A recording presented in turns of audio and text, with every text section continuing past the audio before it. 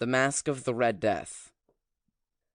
The Red Death had long devastated the country. No pestilence had ever been so fatal or so hideous. Blood was its avatar and its seal, the redness and the horror of blood. There were sharp pains and sudden dizziness, and then profuse bleeding at the pores with dissolution. The scarlet stains upon the body and especially upon the face of the victim were the pest ban which shut him out from the aid and from the sympathy of his fellow men. And the whole seizure, progress, and termination of the disease were the incidents of half an hour. But the Prince Prospero was happy and dauntless and sagacious. When his dominions were half depopulated, he summoned to his presence 1,000 hale and light-hearted friends from among the knights and dames of his court, and with these retired to the deep seclusion of one of his castellated abbeys. This was an extensive and magnificent structure, the creation of the prince's own eccentric yet august taste. A strong and lofty wall girdled it in. This wall had gates of iron. The courtiers, having entered, brought furnaces and massy hammers and welded the bolts. They resolved to leave means neither of ingress nor egress to the sudden impulses of despair or of frenzy from within. The abbey was amply provisioned. With such precautions, the courtiers might bid defiance to contagion. The external world could take care of itself. In the meantime, it was folly to grieve, or to think. The prince had provided all the appliances of pleasure. There were buffoons, there were improvisatori, there were ballet dancers, there were musicians, there was beauty, there was wine. All these and security were within. Without was the Red Death. It was towards the close of the 5th or 6th month of his seclusion, and while the pestilence raged most furiously abroad, that the Prince Prospero entertained his 1,000 friends at a masked ball of the most unusual magnificence. It was a voluptuous scene, that masquerade. But first, let me tell you of the rooms in which it was held. These were 7, an imperial suite. In many palaces, however, such suites form a long and straight vista, while the folding doors slide back nearly to the walls on either hand, so that the view of the whole extent is scarcely impeded. Here, the case was very different, as might have been expected from the Duke's love of the bizarre. The apartments were so irregularly disposed that the vision embraced but little more than one at a time. There was a sharp turn at every 20 or 30 yards, and at each turn a novel effect. To the right and left, in the middle of each wall, a tall and narrow Gothic window looked out upon a closed corridor which pursued the windings of the suite. These windows were of stained glass, whose color varied in accordance with the prevailing hue of the decorations of the chamber into which it opened. That at the eastern extremity was hung, for example, in blue, and vividly blue were its windows.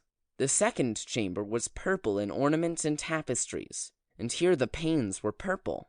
The third was green throughout, and so were the casements. The fourth was furnished and lighted with orange, the fifth with white, the sixth with violet.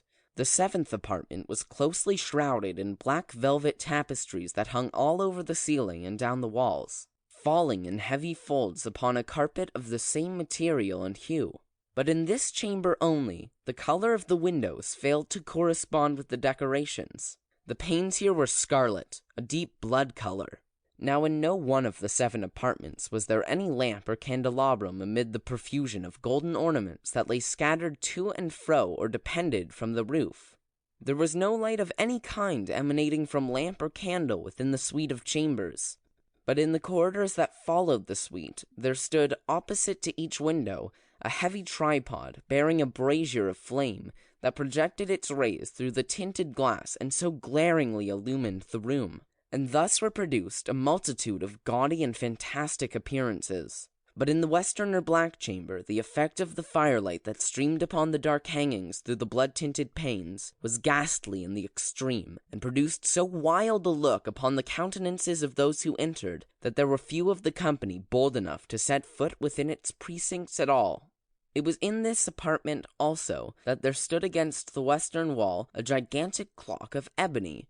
Its pendulum swung to and fro with a dull, heavy, monotonous clang, and when the minute hand made the circuit of the face, and the hour was to be stricken, there came from the brazen lungs of the clock a sound which was clear and loud and deep and exceedingly musical, but of so peculiar a note and emphasis that, at each lapse of an hour, the musicians of the orchestra were constrained to pause momentarily in their performance to hearken the sound.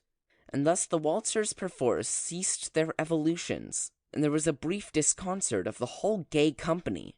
And while the chimes of the clock yet rang, it was observed that the giddiest grew pale, and the more aged and sedate passed their hands over their brows as if in confused reverie or meditation.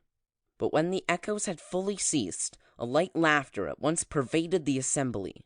The musicians looked at each other and smiled as if at their own nervousness and folly, and made whispering vows, each to the other, that the next chiming of the clock should produce in them no similar emotion.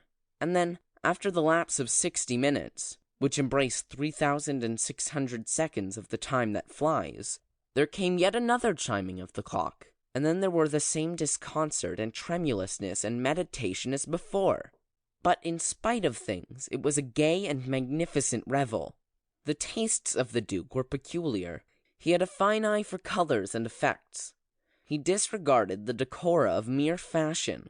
His plans were bold and fiery, and his conceptions glowed with barbaric luster.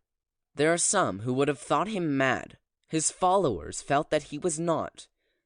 It was necessary to hear and see and touch him to be sure that he was not.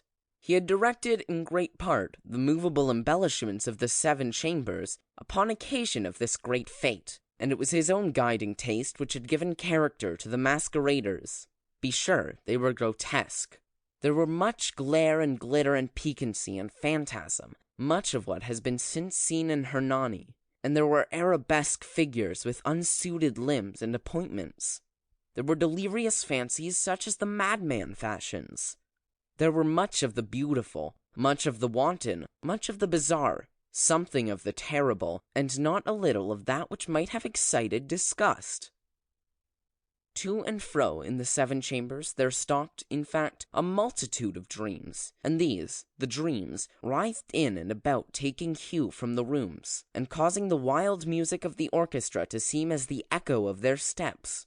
And anon, there strikes the ebony clock which stands in the hall of the velvet, and then, for a moment, all is still, and all is silent save the voice of the clock.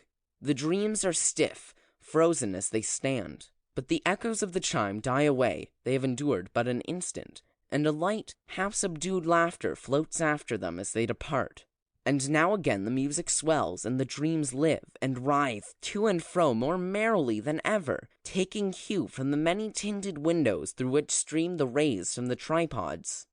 But to the chamber which lies most westwardly of the 7, there are now none of the maskers who venture, for the night is waning away, and there flows a ruddier light through the blood-colored panes, and the blackness of the sable drapery appalls, and to him whose foot falls upon the sable carpet, there comes from the near clock of ebony a muffled peal more solemnly emphatic than any which reaches their ears who indulged in the more remote gaieties of the other apartments.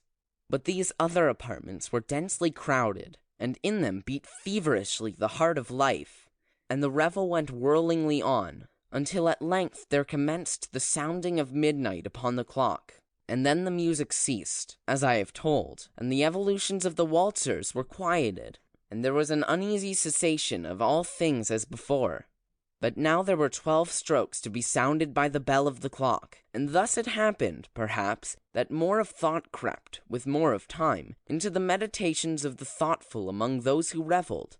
And thus, too, it happened, perhaps, that before the last echoes of the last chime had utterly sunk into the silence, there were many individuals in the crowd who had found leisure to become aware of the presence of a masked figure which had arrested the attention of no single individual before.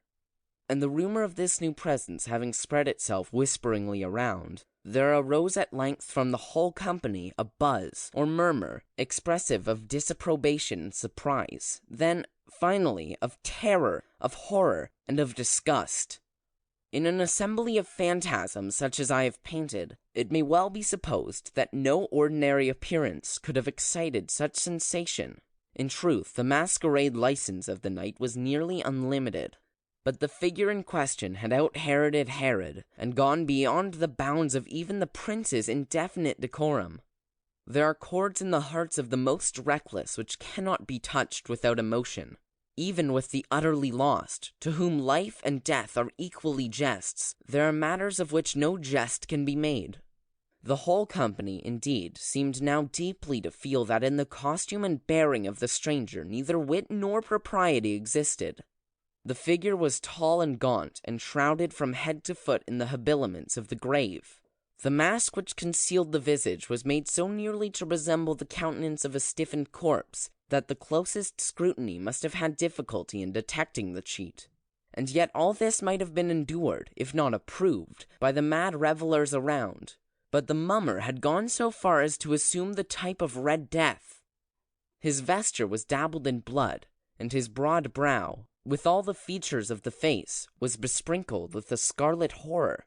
When the eyes of the Prince Prospero fell upon this spectral image, which, with a slow and solemn movement, as if more fully to sustain its role, stalked to and fro among the waltzers, he was seen to be convulsed, in the first moment with a strong shudder either of terror or distaste, but in the next his brow reddened with rage. "Who dares," he demanded hoarsely of the courtiers who stood near him, "who dares insult us with this blasphemous mockery? Seize him and unmask him, that we may know whom we have to hang at sunrise from the battlements." It was in the eastern or blue chamber in which stood the Prince Prospero as he uttered these words. They rang throughout the 7 rooms loudly and clearly, for the prince was a bold and robust man, and the music had become hushed at the waving of his hand. It was in the blue room where stood the prince, with a group of pale courtiers by his side.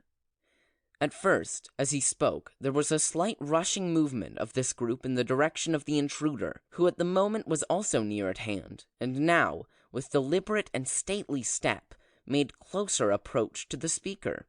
But from a certain nameless awe with which the mad assumptions of the mummer had inspired the whole party, there were found none who put forth hand to seize him, so that, unimpeded, he passed within a yard of the prince's person, and, while the vast assembly, as if with one impulse, shrank from the centers of the room to the walls, he made his way uninterruptedly, but with the same solemn and measured step which had distinguished him from the first, through the blue chamber to the purple, through the purple to the green, through the green to the orange, through this again to the white, and even thence to the violet, ere a decided movement had been made to arrest him. It was then, however, that the Prince Prospero, maddening with rage and the shame of his own momentary cowardice, rushed hurriedly through the 6 chambers, while none followed him on account of a deadly terror that had seized upon all. He bore aloft a drawn dagger, and had approached, in rapid impetuosity, to within 3 or 4 feet of the retreating figure, when the latter, having attained the extremity of the velvet apartment, turned suddenly and confronted his pursuer.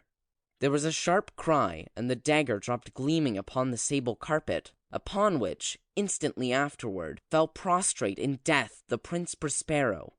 Then, summoning the wild courage of despair, a throng of the revelers at once threw themselves into the black apartment, and, seizing the mummer, whose tall figure stood erect and motionless within the shadow of the ebony clock, gasped in unutterable horror at finding the grave cerements and corpse-like mask, which they handled with so violent a rudeness, untenanted by any tangible form.